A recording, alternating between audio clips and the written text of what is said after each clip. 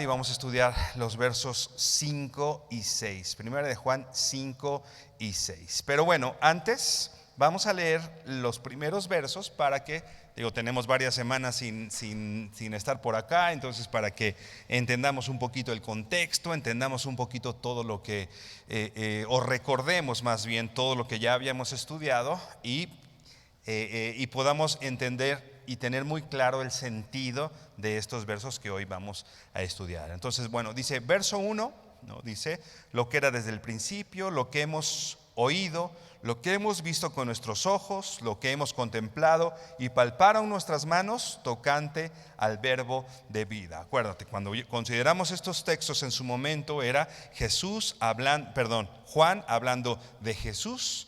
Y poniéndolo, dice, lo que era desde el principio, está hablando de la eternidad del verbo, ¿no? De la eternidad del Hijo, ¿no? Lo que era desde el principio no está hablando del principio del cual habla Génesis 1:1, ¿no?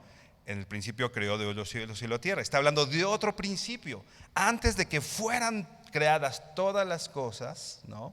Desde ese principio, dice, lo que era desde el principio, está hablando de la eternidad de Jesucristo, dice, lo que hemos oído. Después Juan está hablando de esa revelación que él tuvo del mismo Jesús, dice, de lo que yo he oído. Juan era un testigo presencial del ministerio de Jesús. Juan lo vio, Juan estuvo con él, Juan se recargó en su pecho, Juan pasó muchas horas, vamos a decir, y 3 años de su vida con Jesús. Dice, lo que hemos visto con nuestros ojos, lo que hemos contemplado y palparon nuestras manos tocante al verbo de vida. Todo lo que él había visto, sus manos tocaron a Jesús.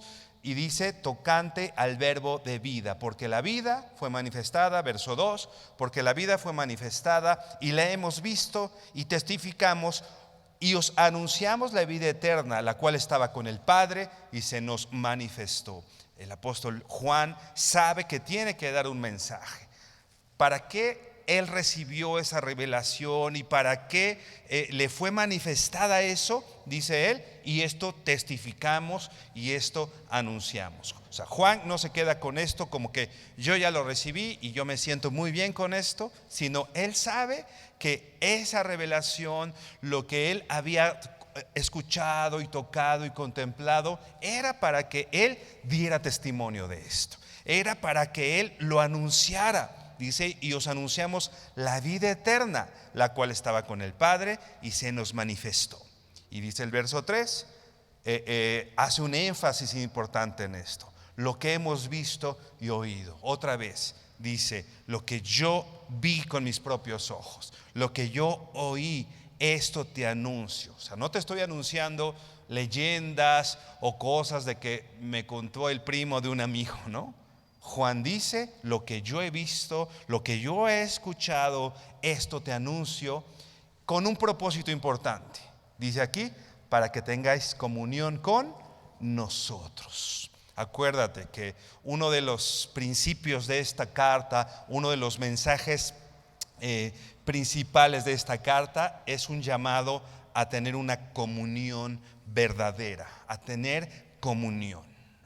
Comunión, como vamos a ver, como dice el texto más adelante, comunión con el Padre, ¿no? Comunión con Dios, finalmente, comunión con Dios. Pero aquí también dice, para que tengáis comunión con nosotros. O sea, a Juan no solo le interesaba o no solo daba este mensaje para que la gente se pudiera relacionar con Dios. Por supuesto, es lo más importante, la comunión verdadera es con Dios. No estoy diciendo que eso no sea importante, porque aquí lo menciona.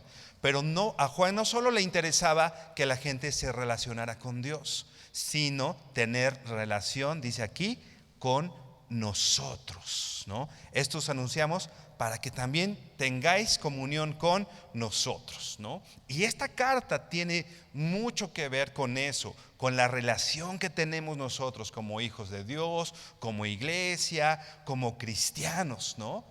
Porque a veces nosotros decimos, pues bueno, yo tengo una muy buena relación con Dios, ¿no? Pero así como que a mis hermanos, pues como que no me interesa mucho relacionarme con ellos, ¿no? No es así, no es así, ¿no? Y yo quizá un poco por mi carácter o como soy, a veces yo sé y les confieso que en varias estaciones de mi vida he dicho, pues bueno, yo ya estoy bien relacionado con Dios, ¿no? ¿Por qué tengo que estar relacionándome con las personas? Pues porque es lo que dice la Biblia, ¿no? Finalmente, un fruto, y lo vamos a ver hoy más adelante, un fruto de el yo tener una buena relación con Dios es que tengo una buena relación con las personas. Y aquí lo dice, ¿no? Juan dice, esto te anuncio para que tengas comunión conmigo, para que tengamos comunión como hermanos, ¿no? Para que tengas comunión con nosotros. Y después, obviamente, lo que ya decíamos, y nuestra comunión verdaderamente es con el Padre y con su Hijo Jesucristo. La comunión verdadera que se refleja entre nosotros como hermanos, como iglesia, pero lo que refleja esa comunión como hermanos es la comunión verdadera que es con el Padre. Finalmente, nuestra comunión, dice, verdaderamente es con el Padre y con su Hijo Jesucristo. Estas cosas os escribimos para que vuestro gozo sea cumplido, ¿no? Y con esto terminábamos el año pasado, ¿no? Estas cosas os escribimos, primero dice, para que tengan comunión, y estas cosas os escribimos para que vuestro gozo sea cumplido, ¿no?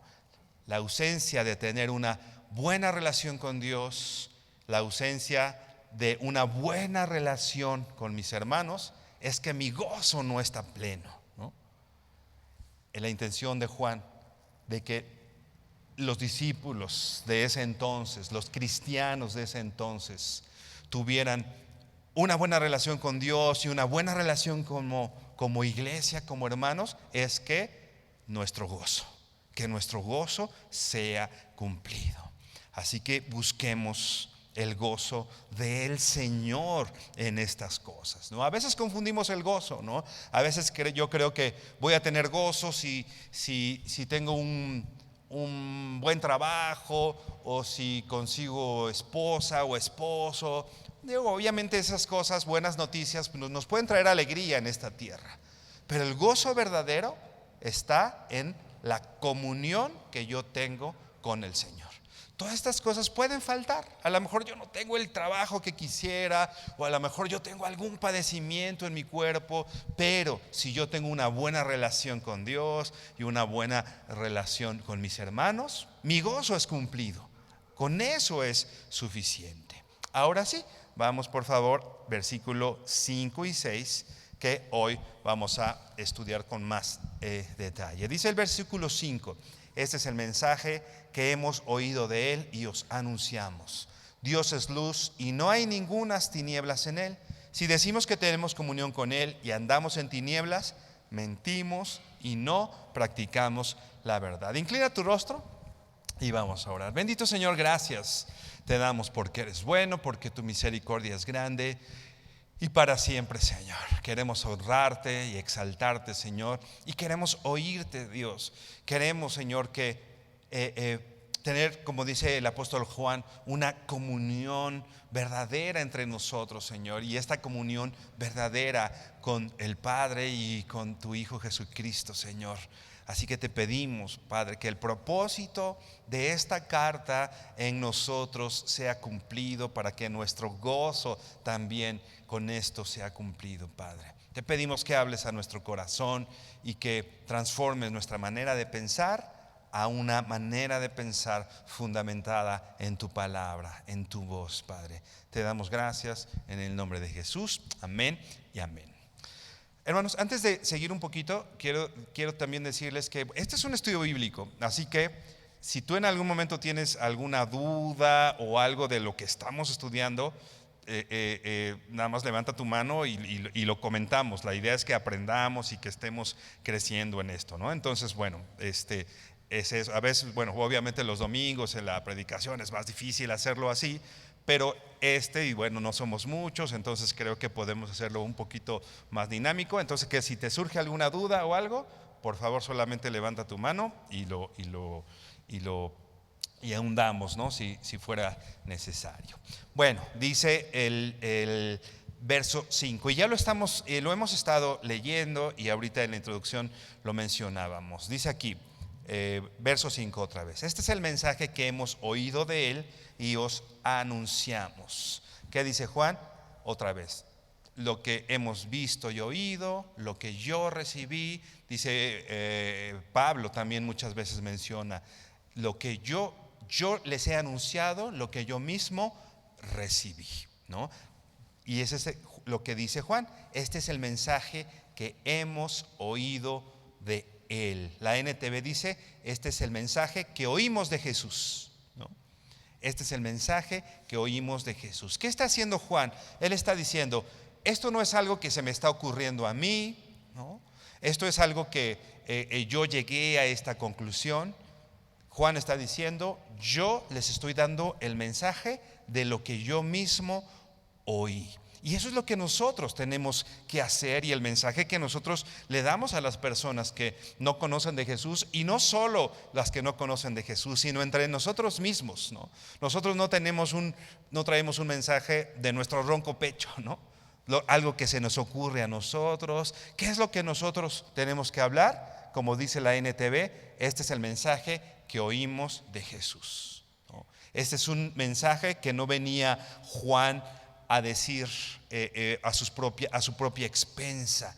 Juan no estaba inventando nada, no estaba dando sus opiniones, no estaba dando sus ideas. Este es el mensaje que él recibió de Dios mismo, de Jesús mismo, y que ahora él nos muestra, nos anuncia a nosotros. Dice aquí, es el mensaje que hemos oído de él y os anunciamos. Está hablando de Jesús, por eso la NTV dice, es el mensaje que oímos de Jesús, ¿no?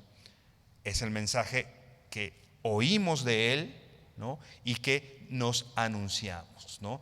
El mensaje no es de nosotros, el mensaje no somos nosotros.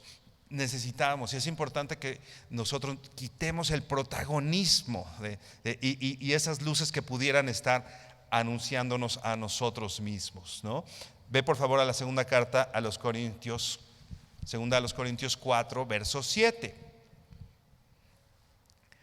Segunda a los Corintios 4, 7. No podemos, hermano, confiar en nuestras propias opiniones, en nuestras propias ideas, en lo que yo siento, ¿no? Un pastor que teníamos en la familia hace muchos años siempre decía, cuando alguien decía, yo siento en mi corazón, o yo siento esto, este pastor siempre decía, pues el reino de Dios no son sentidas ni latidas, ¿no? El reino de Dios es lo que dice la Biblia. Y no confiamos en lo que sentimos, no confiamos en mi buena intuición, ¿no? Yo pienso esto, no, es el mensaje que hemos recibido. Y dice 2 Corintios 4, verso 7, pero tenemos este tesoro en vasos de barro, para que la excelencia del poder sea de Dios y no de nosotros. Nosotros solamente somos vasos, dice aquí, vasos de barro, ¿no? Hoy quizá tenemos la idea de un vaso de barro como un vaso tosco, quizá un poco más resistente que un vaso de vidrio, no lo sé. Pero en ese entonces los vasos de barro, aparte de baratos, ¿no? O sea, el barro pues es un material, no era como el alabastro, ¿no? Que era un material caro y fino, ¿no? El barro pues obviamente todos sabemos que no es necesariamente lo más caro. Lo importante es lo que está adentro, ¿no? No el barro. No solo era un material muy barato, sino que el barro en ese entonces era un material muy delicado. O sea, aparte de barato, se rompía fácilmente, ¿no? Acabamos de pasar Navidad y pues bueno, últimamente las esferas del árbol son de plástico, ¿no? Y eso ayuda mucho porque bueno, se cae y todo. Me acuerdo que una vez se cayó el árbol, un gato que teníamos, no me acuerdo en qué artes, jaló el árbol y todo el árbol se cayó, ¿no? Y con él todas las esferas se rompieron, ¿no? Muy frágiles, ¿no? El barro era así, algo muy, muy frágil que con cualquier golpecito se rompía. ¿Y qué está diciendo el apóstol Pablo? Tenemos este tesoro en vasos de barro. Está haciendo referencia ahí. Nosotros somos esos no muy finos, no resistentes, nos rompemos. De hecho, el apóstol Pablo en este capítulo 4 de 2 Corintios está hablando del sufrimiento, del dolor, ¿no? De lo que él en su cuerpo está. Y está diciendo, tenemos este tesoro en vasos de barro, ¿no? Estos vasos de barro que nos enfermamos, que nos dolemos, que nos sentimos, ¿no? Tenemos este tesoro en vasos de barro para que la excelencia del poder sea de Dios, ¿no? Obviamente no hay ningún mérito en nosotros, porque nosotros somos débiles, nos rompemos, somos frágiles, y eso hace evidente que la excelencia del poder es de Dios y no de nosotros, ¿no? Que lo importante es el mensaje, no el mensajero, ¿no? Para que la excelencia del poder, para que se haga evidente que la excelencia del poder es de Dios y no es de nosotros, ¿no? Dios nos recuerda que somos frágiles vasos de barro y que se trata de Dios. Y es lo que está diciendo Juan en este verso 5 de la primera, del capítulo 1 de la primera carta de Juan, ¿no? El mensaje es lo importante, lo que oímos de Jesús. Este es el mensaje que hemos oído de Él. Esta palabra mensaje es, bueno, te voy a decir la palabra griega de donde se traduce mensaje. Es la palabra griega evangelia, así como suena, evangelia, ¿no? Si te fijas, es una palabra muy parecida a evangelio, ¿no? O evangelión, ¿no? Que es la palabra griega puntual específica de evangelio. Esta palabra mensaje es la palabra griega evangelia, que quiere decir la garantía divina de bien. Literalmente quiere decir la garantía divina de bien. O sea, Dios nos da una garantía de una promesa de su buena voluntad para con nosotros, ¿no? Eso quiere decir mensaje.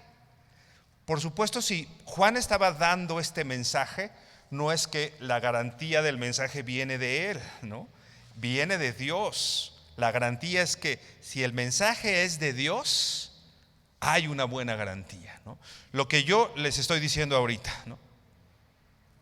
La garantía es que lo estamos leyendo en la palabra de Dios. No que lo digo yo, ¿no? Obviamente. O sea, el poder no está en la palabra, en mi palabra. El poder, la garantía no está en que en la experiencia, no sé, ¿no? La garantía está en que viene de Dios. ¿Qué es lo que quiere decir esta palabra mensaje? Una garantía divina de bien. Quiere decir un anuncio, una promesa dada, una bendición. Esto es lo que literalmente quiere decir esta palabra mensaje. Un diccionario de las palabras griegas que se llama Vine, si quieren, si no lo conocen, un día podemos hablar un poquito de este diccionario de palabras griegas, pero bueno, me parece muy útil esta definición del diccionario Vine, que dice: es un término legal que denota una cita, o sea, la palabra mensaje solamente está citando lo que Jesús ya dijo, ¿no? Si tú lees algún libro, te das cuenta que en algunos párrafos hay comillas, ¿no? Y esas comillas, bueno, las comillas pueden significar varias cosas, pero uno de sus significados es que lo que está entre esas comillas es ese mensaje o ese párrafo se le atribuye no al que lo está escribiendo en ese libro, sino que esas comillas se atribuyen a una cita textual de alguien más, ¿no? Textualmente alguien dijo esto. Así que el mensaje que nosotros damos son esas comillas, ¿no? El mensaje textual de Jesús. Repito, es un término legal, ¿no? Una cita que se compromete a hacer algo. Por eso es un término legal, porque tan importante era que en un juicio, dice, tú te comprometiste a hacer algo, ¿no? Y en un juicio se podía arguir, ¿no? Que se dio este mensaje, que se dio esta promesa.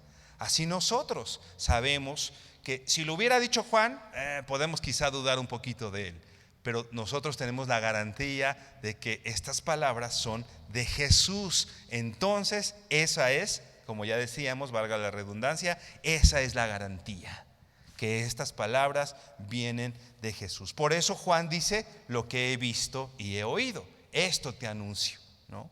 Y nosotros también, lo que hemos oído de Jesús, lo que hemos visto de Jesús, lo que dice la palabra, esa es nuestro mensaje, ¿no? Tenemos que tener mucho cuidado cuando nosotros hablamos del Evangelio, de no hablar de nosotros mismos, de hablar lo que la Biblia dice. Jesucristo es la fuente de la revelación de lo que Juan estaba hablando.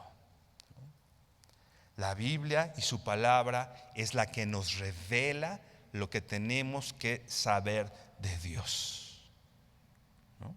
No lo que siento, otra vez, sino lo que dice la Biblia. Si a mí viene una persona y me dice, siento de Dios que tienes que hacer tal cosa, ¿no? Siento de Dios, pues no, yo no me voy a guiar por lo que alguien siente. Yo me voy a guiar por lo que dice la Biblia. Pedro dice, la palabra profética más segura es la palabra de Dios, no la palabra de una persona. Así que nosotros hablamos lo que dice Jesús. Nosotros todos tenemos que hablar lo que dice Jesús. Y Juan estaba hablando el mensaje que oyó de Jesús. Otra vez, verso 5, primera de Juan 1, verso 5. Este es el mensaje que hemos oído de él y os anunciamos. ¿Cuál es ese mensaje? Dios es luz y no hay ningunas tinieblas en él. Dios es luz. En Dios, ¿qué quiere decir esto? En Dios no hay obscuridad, ¿no? Una de las definiciones de luz es que la obscuridad, por ejemplo, no es que no existe en sí misma, sino la obscuridad es la ausencia de luz, ¿no? Donde no hay luz, hay obscuridad, ¿no? Dios no tiene obscuridad en él, no hay obscuridad de él, ¿no? Luz es algo que alumbra. La luz es esto que ilumina, por ejemplo, nuestros ojos, ¿no? Por ejemplo, si no hubiera luz en este lugar, ¿no? No podríamos vernos, ¿no? No podríamos ver lo que está aquí, ¿no? Esa luz es lo que aclara nuestra visión para poder darnos cuenta de la realidad, lo que hay aquí, y hacer evidente todas las cosas, ¿no? En la oscuridad, ¿no? Yo de pronto puedo, este lugar sin luz es muy, muy oscuro, ¿no? Si no hubiera esa luz, a lo mejor de pronto alguien nos toca y ¡ay, quién fue! ¿No? Pero cuando está la luz, con esta luz se aclara, se hace evidente, ¿no? Lo que en la ausencia de esta luz no es posible ver, ¿no? Entonces, esta fuerza, esta luz, es lo que ayuda o permite al ojo discernir, ¿no? Ver. Sin la luz, mis ojos no pueden darse cuenta de lo que está pasando. Pero la luz requiere que mis ojos estén preparados para ver. Ve por favor a Mateo 6, verso 22. La luz requiere de un órgano adaptado para su recepción. ¿Qué quiere decir? No que la luz o que Dios necesite de nosotros, ¿no? Pero, bueno, vamos a Mateo 6, versículo 22, que dice así. Mateo 6, 22 dice: la lámpara del cuerpo es el ojo, así que si tu ojo es bueno, todo el cuerpo estará lleno de luz. ¿Te das cuenta? Empieza a decir aquí que a través del ojo, si el ojo está bien, el cuerpo se llena de luz, ¿no? Dice el verso 23. Pero si tu ojo es maligno, todo el cuerpo está en tinieblas. Así que si la luz que hay en ti, así que si la luz que en ti hay es tinieblas, ¿cuántas no serán las mismas tinieblas? Te voy a leer ahora la NTV, que creo que nos puede ayudar un poquito.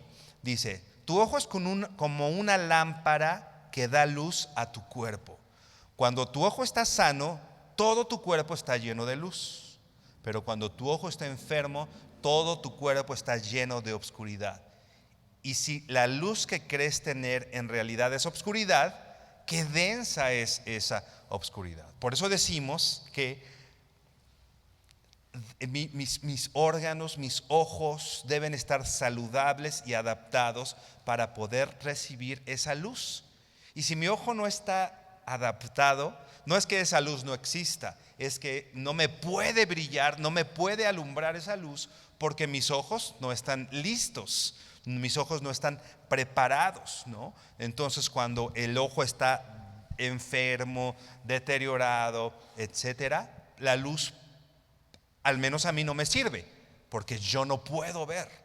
No es el problema de la luz, el problema es que no me brilla la luz porque hay algo que no está bien en mí, ¿no? Así el hombre natural, el hombre que no ha recibido esa luz de parte de Dios, ¿no? No puede ver esas cosas espirituales, ¿no? Porque sus ojos no están adaptados, vamos a decir, para poder ver la luz, ¿no? Hace algunos años operaron a mi hermano de los ojos, ¿no? Y él, cuando salió, tuvieron que taparle los ojos porque sus ojos no podían adaptarse a la luz, ¿no? Si se descubrían los ojos a la luz, podría ser más grave para él, ¿no? Entonces tenía que llevar un periodo de adaptación muy largo, ¿no? que duró varios días, para que entonces sus ojos se adaptaran y entonces ya la luz le pudiera servir. Si ese periodo de adaptación no pasaba, la luz lo iba más bien a dañar, la luz lo iba a lastimar. Entonces tenía que adaptarse poco a poco, ¿no? Así nosotros, ¿no? Los hombres que no conocen a Dios, esta luz no les ilumina, no, porque sus ojos no están adaptados para recibirla. Y nosotros, poco a poco, con el nuevo nacimiento, vamos recibiendo la capacidad de poder ver con esta luz que es el Señor. Regresamos a 1 de Juan 5.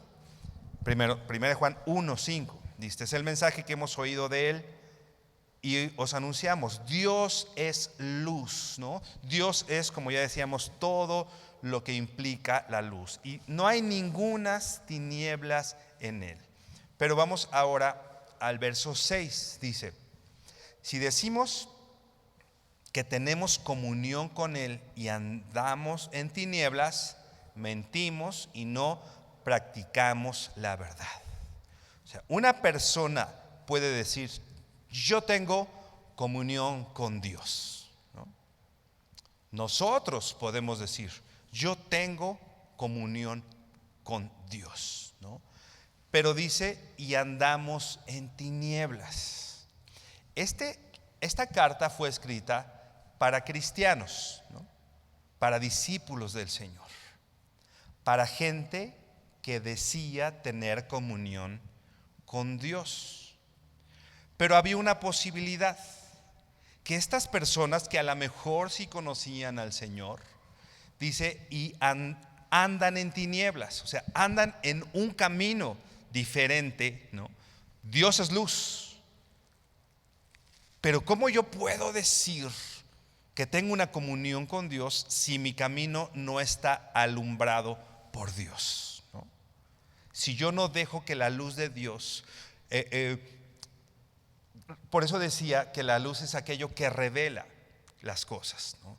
Muchas veces nosotros no queremos que Dios, o no queremos que nuestra vida sea iluminada, ¿no? Entonces nosotros tenemos nuestras áreas, vamos a decir, obscuras, ¿no? Esto sí no quiero que nadie se entere, ¿no? Aquí en la iglesia pues sí que todos me vean, pero que nadie me pregunte cómo está mi matrimonio, ¿no? Pero que nadie me pregunte cómo, ¿no? Pero que nadie le pregunte a los demás en mi trabajo cómo me comporto, ¿no? O sea, ahí vamos a decir, me conviene la oscuridad, ¿no? Ahí quiero que no se revele cómo están las cosas, ¿no? Yo puedo decir que tengo comunión con Dios, pero no quiero que mi vida esté alumbrada por la luz de Dios, ¿no? El que yo sea hijo de Dios muchas veces no garantiza que mi camino sea de luz, ¿no? Yo puedo, repito, tener una aparente comunión con Dios, pero como ya decíamos, no estar alumbrado por el Señor. Dice, si decimos que tenemos comunión con Él y andamos en tinieblas, ¿qué dice? Mentimos y no practicamos la verdad, ¿no? Muchos cristianos que a lo mejor son cristianos legítimos, a lo mejor sí son cristianos que conocen al Señor, pero fingen nada más tener una espiritualidad que no estamos practicando. A lo mejor sí conozco al Señor, pero no estoy practicando el camino de la luz, sino estoy andando en la oscuridad, ¿no?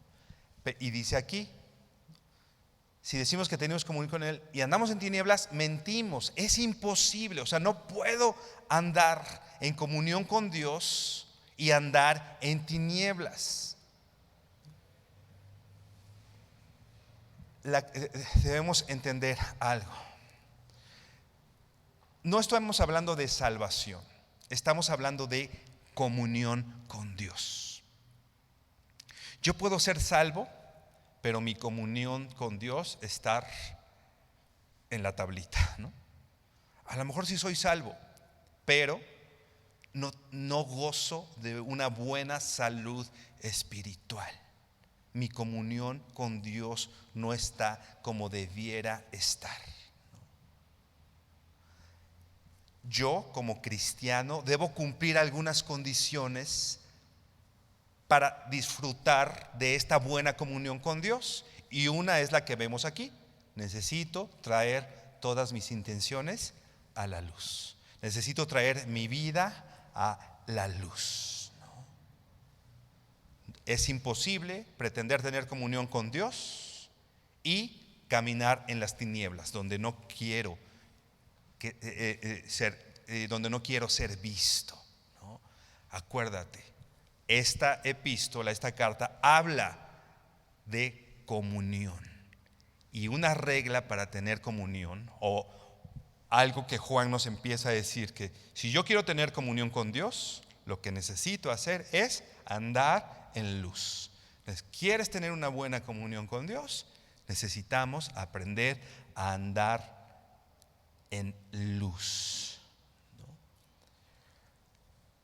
Dice, si decimos que tenemos comunión con Él y andamos en tinieblas, ¿no?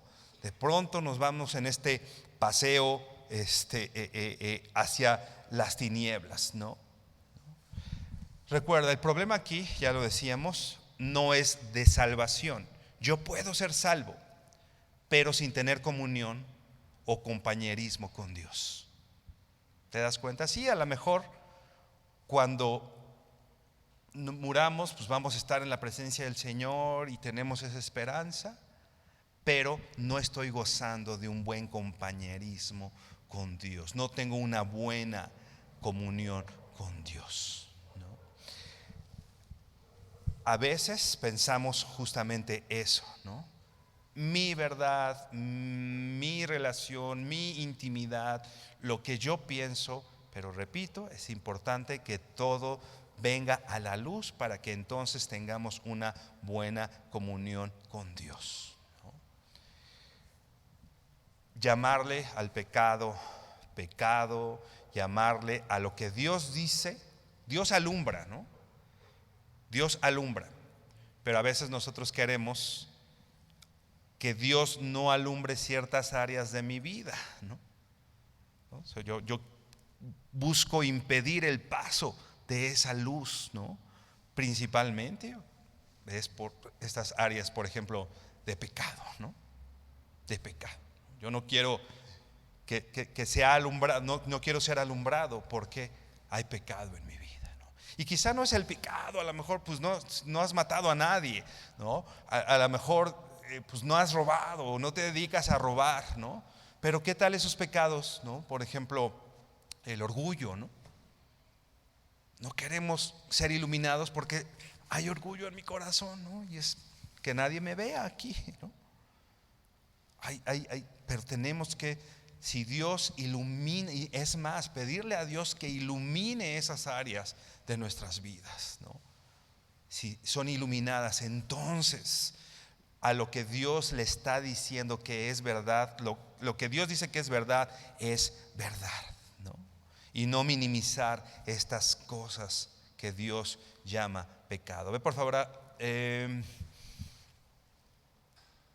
bueno, te voy a leer la NTV de 1 de Juan 1, verso 6. 1 de Juan 1, 6, pero te lo voy a leer en la NTV. Dice: por lo tanto, mentimos si afirmamos que tenemos comunión con Dios, pero seguimos viviendo en obscuridad espiritual. No estamos practicando la verdad. O sea, si yo no practico la verdad, o si yo ando en esa oscuridad, miento cuando afirmo que tengo una buena comunión con Dios. Repito, no estoy diciendo que no seamos salvos o que no sea salvo, pero si no andamos en luz, estoy mintiendo al decir que tengo una buena comunión con Dios.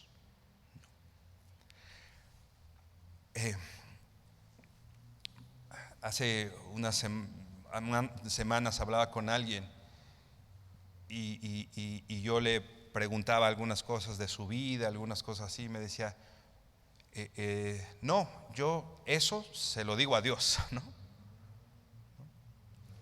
Que pretendía de alguna manera mantener cierta obscuridad en su vida. Y eso de decir, eso se lo digo a Dios, la verdad es que no es así. Porque si, obviamente no es Biblia, pero si lo sabe Dios, que lo sepa el mundo, ¿no? O sea, si yo puedo abrirlo y ya lo confesé a Dios, ¿qué problema tendría en que la gente lo sepa, ¿no? Si yo tengo una buena relación con Dios, y lo vamos a ver un poquito más adelante, eso hace que la comunión y que esa luz no solo alumbre, ok, Señor, tú puedes ver aquí, pero no solo se trata que Dios no necesita mi permiso y Él sabe todo lo que pasa en mi corazón, pero finalmente esta relación con Dios se hace evidente, como decíamos al principio, en la relación con mis hermanos, ¿no? Dice el verso 7. Igual, 1 de Juan, adelantamos un verso. Dice: pero si andamos en luz, como Él está en luz, o sea, si mi camino es luz, o sea, si mi andar está alumbrado por la luz, ¿no? Dice, como Dios está en luz, tenemos comunión unos con otros, y la sangre de Jesucristo, su Hijo, nos limpia de todo pecado. Pero si andamos en luz como Él está en luz, tenemos comunión unos con otros. ¿No te llama la atención que dice, pero si andamos en luz como Él está en luz, tenemos comunión con Dios? No dice eso. ¿Te das cuenta? No dice, si yo ando bien en la luz, tengo una buena comunión con Dios. Yo le diría a este hermano, si tú andas en luz, tendríamos un buen compañerismo entre nosotros Y, no, y, ese, y esa luz que Dios ilumina de tu vida se haría evidente y traería a la luz también estas cosas entre nosotros. Si andamos en luz como está en luz, tenemos comunión unos con otros. O sea, tú dices tener una buena comunión con Dios. Si tú y yo tenemos una comunión con Dios buena, se haría evidente con la comunión que tienes con tus hermanos. ¿Te das cuenta? Si yo nada más me estoy cuidando de mis hermanos y estoy poniendo esa barrera de aquí no veas y aquí no veas tampoco, y eso está haciendo evidente que no andamos en luz, ¿no? Hay veces que tenemos cerradas, como decíamos hace ratito, como decía hace ratito, cerradas o clausuradas, o tenemos, ¿ves esas esas cintas amarillas que se ven en las escenas del crimen, ¿no? De no cruzar y no pasar, ¿no? A veces entre nosotros tenemos esas líneas amarillas, ¿no? Aquí no cruces porque a lo mejor sí es un área dolorosa, ¿no? Y aquí nadie pasa, ¿no? Tenemos esas áreas en las que no son alumbradas, iluminadas, ¿no? Y eso normalmente es indicativo finalmente de algo probablemente pecaminoso en nuestras vidas, ¿no? ¿Por qué no quiero que se haga evidente? No sé, alguien me decía, pues es que esto no quiero que lo vea mi esposa, y lo guardo y lo pongo allá, y yo vi, ¿por qué no quieres que lo vea tu esposa? O sea, el celular, ¿no? Mi esposa tiene todas las contraseñas, o sea, no, ella tiene toda la tranquilidad de que en el momento que quiera puede agarrar mi teléfono y entrar a cualquier aplicación, a la aplicación del banco, al WhatsApp, absolutamente todo. O sea, mi teléfono está alumbrado por la luz de mi esposa, ¿no?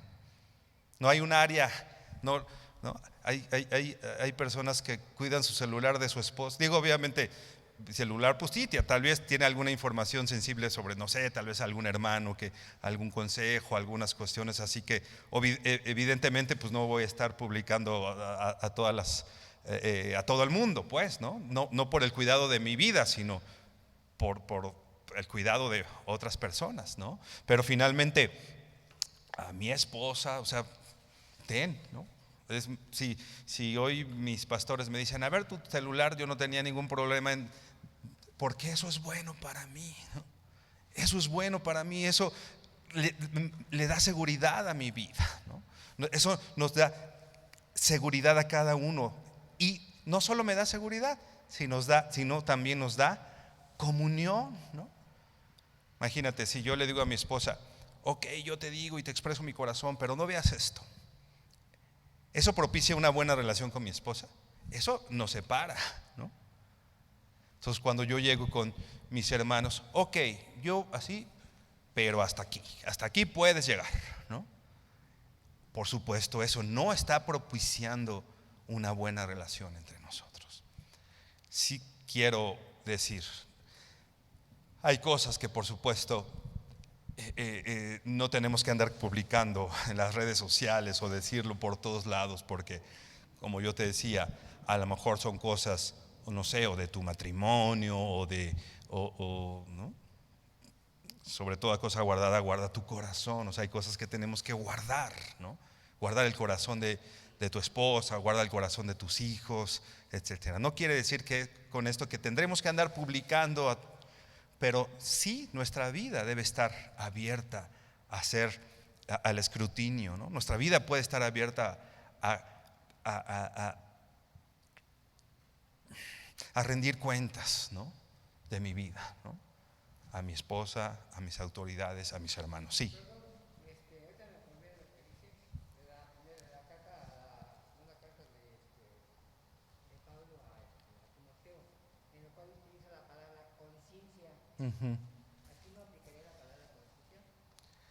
Sí, también, por supuesto. Cuando dice que sirve con buena conciencia, sí, claro, por supuesto. La buena conciencia que Pablo le está diciendo a Timoteo es que tú estés tranquilo con lo que haces, ¿no? Y fíjate, y sí, por supuesto tiene que ver, porque la buena conciencia, tú estás tranquilo, pero estás tranquilo de que si Dios te pide cuentas de eso, tú le vas a responder: sí, Señor, sí, sí, sí, no tengo nada que temerte, ¿no? Porque mi buena conciencia, ¿no? Estoy tranquilo, entonces yo puedo rendir cuentas de esto, por supuesto, a Dios, ¿no? Pero la buena conciencia puede decir: a mí me encargaron, ve y deposita en el banco 20 pesos, ¿no? Si yo deposité 19.50, no lo estoy haciendo con buena conciencia. Y si tengo que rendir cuentas de eso, lo escondo, ¿no? Entonces, la buena conciencia implica todo eso, sí, de alguna manera, de manera personal, pero que se haga evidente a los demás, ¿no? Yo cuando aplico esa frase de que uno toma conciencia, cuando a veces, como digo, está leyendo un libro, le digo, no leas, ¿sí? ¿Por qué? Porque te va a hacer tomar conciencia de la realidad en que uno vive.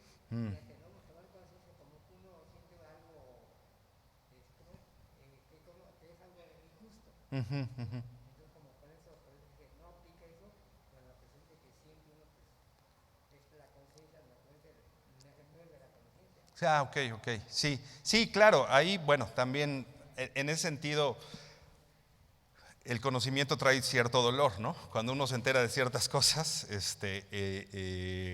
pues obviamente a veces conviene no saber ciertas cosas para no... Estaba leyendo Levítico, debes ayudar a tu hermano, pero después, cuando seguía dice, no esclavizarás a tu hermano, pero esclavizarás al otro pueblo. Acá está eso, ¿no? Ya mi conciencia empieza a trabajar y dice, Claro, no, está mal, porque si ahorita supuestamente hay luchas para libertad de que no haya esclavitud, como en ese momento sí se permitía, ¿no? claro, Y sí. la Iglesia Católica pues lo aprovechó, ¿no? Sí, claro, porque finalmente no lo hacía de buena conciencia, ¿no? Finalmente, lo que decías, ¿no? Gente oportunista lo usa y finalmente su conciencia lo acusará de cosas que no está haciendo bien, ¿no? Pero bueno, sí tiene, bueno, eso específicamente pues sí tiene otras implicaciones mucho más grandes y profundas, ¿no? Pero bueno, finalmente esto es importante que nosotros, como decíamos, para tener buena comunión entre hermanos, unos con otros, es importante que permitamos que Dios nos alumbre, ¿no? Si andamos en luz como Dios está en luz, tenemos comunión unos con otros, ¿no? El compañerismo con Dios trae a la luz o trae hace evidentes cosas que son saludables para el compañerismo que tenemos como hermanos, como hijos de Dios, ¿no? Entonces, si yo no ando en luz y no tengo un buen compañerismo con Dios, eso también se hace evidente en el compañerismo con mis hermanos. Así que no podemos decir tener buena comunión con Dios si no tengo una buena comunión con mis hermanos. Entonces sí es importante que cuidemos esta área y como iglesia, ¿no? Y como iglesia yo les decía, pues no se trata de pues a todo el mundo decirle todas las cosas, pero sí a las personas que Dios ha acercado a ti, sí, no se trata de estar cerrados, sino, oye, me pasa esto. ¿Cuántas veces nosotros pasamos algunas cosas solos, ¿no? Cosas que no tenemos que pasar solos, pero pues más bien porque no nos hemos abierto a decir, oye, mira, me pasa esto, oye, batallo con esto, oye, estas cosas me duelen, ¿no? Estas cosas, ayúdame porque pues tal vez este pensamiento es recurrente en mi vida y necesito ayuda. Pues para eso somos iglesia, ¿no? Y como lo hemos dicho ya varias veces, ¿no? Una buena relación con Dios se hace evidente con la relación que tenemos con nuestros hermanos. Inclina tu rostro y vamos a orar. Bendito Señor, te damos gracias por tu palabra, Señor, y por lo que nos dices a través de ella, Padre, como hemos aprendido y dice Juan en esta carta, que tu interés, Señor, es que podamos tener una buena comunión, Señor, verdadera contigo, pero también, Señor, entre nosotros como hermanos, Señor. Permítenos ser iluminados por la luz.